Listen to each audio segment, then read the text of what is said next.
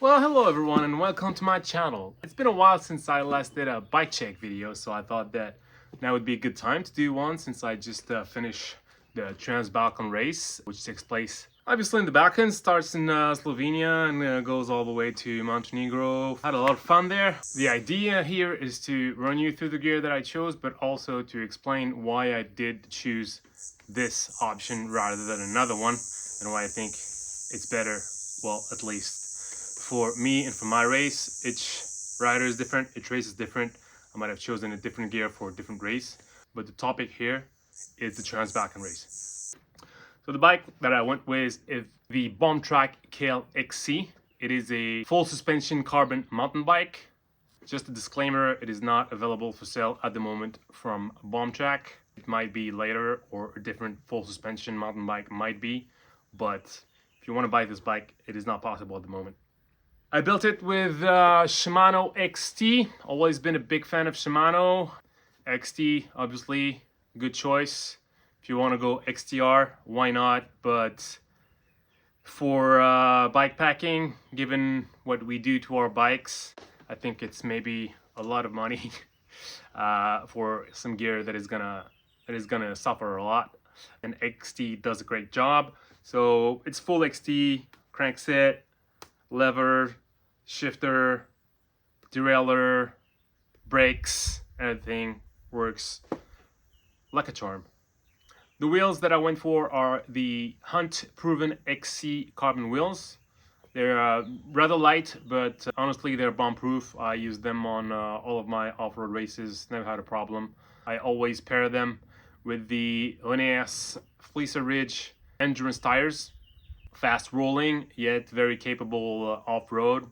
Not too heavy and still quite sturdy. The fork that I went with is the Fox 32 Float XC. Fox 32 Float SC. I'm gonna be honest with you guys. I don't know much about forks. I mean, I started using suspension forks only like 2 or 3 years ago, and I don't know. There's like a million different forks, and the names are stupid. Pretty happy with this fork. It's not too heavy, works well, not complicated to set up. So, yep. I kept the RockShox rear shock because I ordered a different one, but I didn't get it in time. It worked pretty well throughout the race, so pretty happy with it. The seat post, I decided to go with a dropper seat post because, you know what, why not? It's a KS, so Kanchuk suspension seat post. The Lev CI, which has 150 millimeters of travel. Already used it in Scotland, and when it gets technical, it's always nice to have one. I've been using the same saddle for a while now. Well, not the same one, but the same model. I'm a big fan of Physique saddle. I've been using Physique saddles for probably like 15 years now. What is the year? No, a little bit less than 15 years, but probably like, yeah, more than 10 years for sure. The one that I use off-road is the Terra Alpaca, and I find it very comfy, though during the Transbalkan it got really hot. When it gets this hot and you're sweating a lot, no matter your bib shorts, no matter your saddle, it's just really hard to not suffer a lot from your butt being in a pool of sweat for long hours and just getting soft and irritated. And I'm sorry for these details. They're not too gruesome, so I'm not too sorry. I used new handlebars for this race. They're from Sido, which is a subsidiary of Bombtrack. So I actually helped them develop these bars. The idea with these bars is that they have a really wide clamp zone. It allows you to mount pretty much anything you want. Aero bars, but then on top of aero bars, like any lights that you want to mount, any front bag that you want to mount as well. I actually had aero bars on this bike. They're not on the bike anymore because they're on a different bike now. Very happy with these deviation bars. They are not yet available for sale, but they will soon be. My grips, Aragon GS3, I think. Been using these grips for 7 years now, and yeah, super comfy. coupled with my pedaled elastic interface gloves. The fact that I had a suspension fork, it means that I didn't lose sensitivity in the tip of my fingers. I decided to go with 180mm rotor in the front, 160 in the back. You could go with 180 both front and rear. The reason that I went 160 in the back is because I had the rotor already. I don't think I had two 180mm rotors. I just had one, so decided to put it in the front. I don't think it makes a huge difference to have 180 in the back, or especially for a bikepacking race. My light, M99 DY Pro from Supernova, and I coupled it with the taillight, E3. I've been using this light a long time now. It's been on all of my off-road races for a few years. Super reliable, extremely bright. The faster you go and the brighter it is. I don't have much to say about this light apart from the fact that I do love it. The dynamo hub was a Sun, because it's either that or shutter precision, and Sun is the most reliable, so it might cost a little bit extra, but I think it's worth the extra euros or dollars that you're going to spend on it. Frame bag is custom made by Miss Grape in Italy. You can have a divider here. It has an extra zipper here. And this is a node, the longest one. This bottle holder from Toe Peak, it's the Ninja Cage. I really like it, but it did break during this race. It lasted for a couple races. It's not that expensive, so it's okay, but if you don't have mounts for a bottle, that's a good option. It's really easy to install.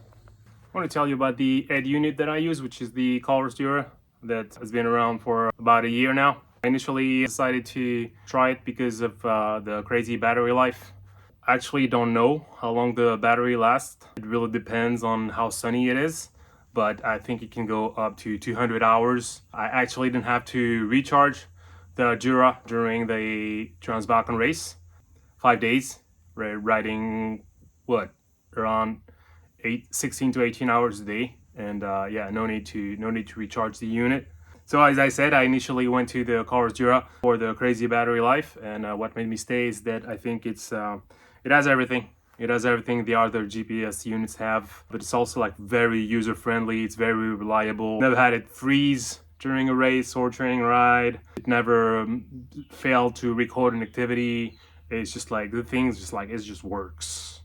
And when you're in bikepacking, when you're in ultra, that's what you want. You want something that has big battery life and like will not fail.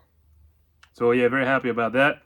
There's a few other key items that I'd like to talk to you about because I think they are pretty useful during a backpacking race, a really long ride, for basically what we do, what I do, what maybe you do, or you're dreaming of doing, or have the ambition doing at some point, and it's why maybe you're watching this video. These are my Pedaled Odyssey shorts. What I like about them, there's 3 pockets. There's 2 pockets on the side, one on each side. This one is a zip, this one doesn't, and then there's one big pocket on the back. When you spend all day on your bike and you need all sorts of things and you need a lot of food, the more pockets the better. I was telling you about, these are the elastic interface gloves. Already used to ride with them when I was with the DHB. These are pretty much the best. They're a total game changer. They're like leagues above any other cycling glove. I can't really ride like on long rides without these now. Boom! These are the Alba Optics Jumbo sunglasses. While I tell you about sunglasses, they might seem like they're not important. Why I like these is because I can ride with them both during the day and during the night. Even at night, you get a pretty clear vision with those. When you're riding all of the day and most of the night, it's great to be able to keep your sunglasses on, especially like if you're going down on tarmac like really fast and don't want to hit anything with your eyes. Before saying goodbye, I just want to say that I didn't buy most of the stuff that I show you during this video. I am obviously a sponsored rider, but the reason that I show you these stuff is because I think they are good, and I'm being truthful and honest with you. They have been given to me, but if I thought that they weren't worth anything, I wouldn't actually promote them. So it's not because these things have been given to me that I'm trying to sell them to you. It's I've been given these things, I used them, tried them out, tested them to pretty much the roughest rides that you can imagine, and I thought that they were really good at what they're supposed to do, and this is why I'm reporting on them. You don't have to believe me, but if you follow me, on YouTube, on Instagram, you know that being sponsored for me doesn't mean being a sellout, and it doesn't mean just lying to you to get some money. So feel free to do whatever you want with these informations. Feel free to do some more research on the products that I showed you, but I do believe in them, and I do believe that if you're going to do some really long rides or bikepacking races, they could be useful to you. And on this, I'm just saying so long, and until next time. I'm gonna take a shower because look at that. It's so hot here. I'm all sweaty and shit. I'm all sweaty and stuff.